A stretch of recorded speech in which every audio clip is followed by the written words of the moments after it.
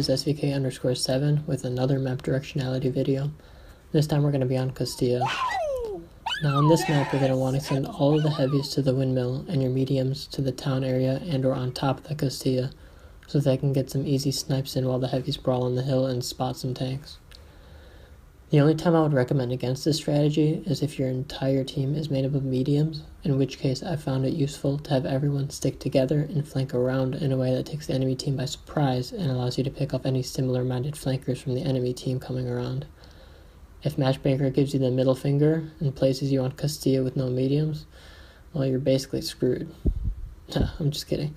In that case, you should send your fastest heavies or two to the town to make sure the other team doesn't get any shots on you. The same goes for if the other team is made up of completely medium tanks. Just be wary that they may not go windmill and make sure not to get yourself in a 1v5 situation if the majority of them decide to flank. Now over here where I am right now is my favorite spot for a medium tank on this map. Not only can I help my team spot, but I can also start taking chunks out of the enemy team's health. So for reference, the T-54's gun that I have on is the 100mm D10 T2C, so the one right before the Object 140. For its penetration values, its AP is 201 and its heat is 330mm. And because I did not know what was going to come out of that corner first, I had heat ready to go. I definitely didn't need heat for the KV-4's 130mm side armor, but that's what I had loaded and that's what I used. Over there, I was able to bounce the E50's shell. If he's using the 10.5cm L52, that means that his pen is 220mm, and my effective armor and angling like that around the building is around 232. So as you can see, he only had about a 25% chance of penetrating that shot. Luckily for me, he wasn't using heat, so I was able to get an easy pen. Over here, I'm just spamming the hell out of heat, and over here I'm going to hit this E50 who only has like 80mm of side armor, so completely unnecessarily using heat. I'm going to switch to AP because I feel especially terrible after nailing the Panther who only has 50mm of side armor. Definitely overkill. So over here I switched to AP feeling bad, bounced a few more great shots. As you can see, I was angled really well on that one, so my effective armor was through the roof. They definitely weren't going to get through that. Over here's a quick replay again of that bounce. And unfortunately, since I felt so bad I switched to AP, I bounced off the tortoise. As you can see, AP would have had no chance of getting through the tortoise at that angle unless I was lucky and hit the cupola or something like that. And had I used heat, the 330mm of pen would have definitely found the inside of that tin can. But that's what you get for spamming heat and then feeling bad about it. You just gotta do it and not give a care in the world. So over here, I make some pretty big mistakes. Both the E50 and the tortoise hit me, and I'm just pissed at the rookie mistake I made by exposing my driver wheel like that. So over there, I bounced the shot again because I was angled so well frontally. T-54 is amazing drill armor. Forgetting I was spotted, I just came out over here and got railed by this IS-3. Kudos to him to being ready for me and knowing he wasn't going to be spotted at the time.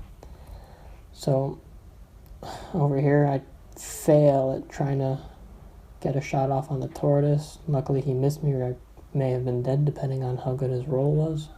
And with my health being as low as it is, I'm being patient and only taking shots I'm sure I can get off. So over here I hit the E50M using heat because I don't want to try to time the AP shell, which will slow down with time, but that's just me being lazy and a little bit nervous that I might die anytime soon. So Tortoise is wisely hiding behind the rocks. He's a skilled player, so he knows that I'm over here and he's not going to just expose himself too easily. So I see the IS-3 over there, does not really paying attention to me, so I'm going to go over there and get a shot off on him.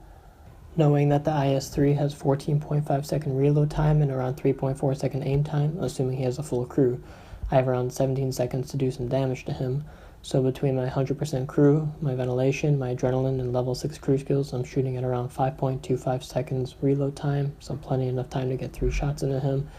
And yeah, you may yell at me for spamming him with heat, but I'd much rather take a 100% chance of hitting that angled armor facing away because he was behind that rock than a 40% chance of that side of the plate. So there it is. Low damage roll, but again, I'd much rather pen than bounce and be frustrated. So over here I'm going to check out what's going on with the tortoise because he is just absolutely destroying my team, and I think he's going to have his way with my SU. So knowing that that little area back there is troll armor, I'm just going to be spamming heat once again. Surprise, surprise. And we're able to finish that guy off, which is good for us because we've turned this into a 3-on-4 instead of a 3-on-5. Over here, I make a little bit of a rookie mistake because instead of side scraping out well and making sure that my effective armor is working in my favor, I end up coming out and just showing this IS through my side. As you'll see in a second, I'll have Armor Inspector up again so you can see the angle at which I came out in relation to the building, and as you can see, he just had a ton of easily pennable surface to shoot at. But at the end of the day, I was able to finish him off, so it worked out in the end. So over here, this KB4 sneaks up on me, but I have so much better gun handling that I'm not even worried about it, and it looks like he lagged a little bit, so he shot late. So put another good roll into him, and my ISU finishes him off. Now, I remember that the M103 was lurking somewhere in this area for the majority of the game, so I'm being patient and letting my ISU spot him because, well, I have more confidence in my abilities than I do in the ISUs to finish it off, especially since I remembered he was around 900-ish HP, so I know it won't be easy, and I was right. He's coming across the cap circle, and he reveals his information, his location to us, so things are looking doable right now. So seeing that he turns and looks away and starts driving away, I come out and pop a shot into his track to slow him down and come back out.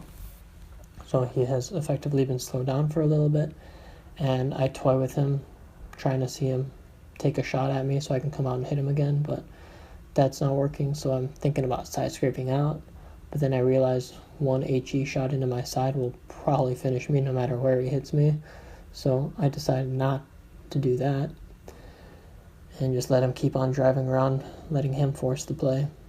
So over here, he does the same thing to me. Unfortunately, I'm impatient and take a shot because I'm so nervous at this point. And luckily, I get a really good bounce off the side. Over there, you can see that he just managed to bounce off because I wasn't exposing myself too much. And you know me, if I have the chance to finish it off with heat for 100% chance of penetration, as opposed to like a RNG, terrible shot, lag, whatever happens, I'm going to take that shot with the heat. So, hope you guys enjoyed this game. I definitely enjoyed playing it. Unfortunately, my platoon mate had to go for a phone call in the middle of it and couldn't be much help, but I managed to carry my team okay. And again, it's always fun beating players you know, players that you know are very good. So here are some of the better games I've had since I've made my last video. I got a trifecta of masteries in my low IS-6 and T-34, my 3 premium 8 maybes. First time I've actually gotten a mastery in an IS-6, which is kind of hard to believe since I've had 330 games in it, but a lot of good players play that, so I guess it makes sense. So that's all I have for you guys for today. If you guys enjoyed the video, I really appreciate the likes and the subscribes. I also appreciate all the kind words I've been getting in game. People have been telling me that these videos have been helping them out, so that really makes my day, and it really makes me want to keep making videos for you guys. So please keep leaving comments, and again, if you have any suggestions or if you have any map requests that I do next, I'll be happy to take them in the comments section, and see you guys out there.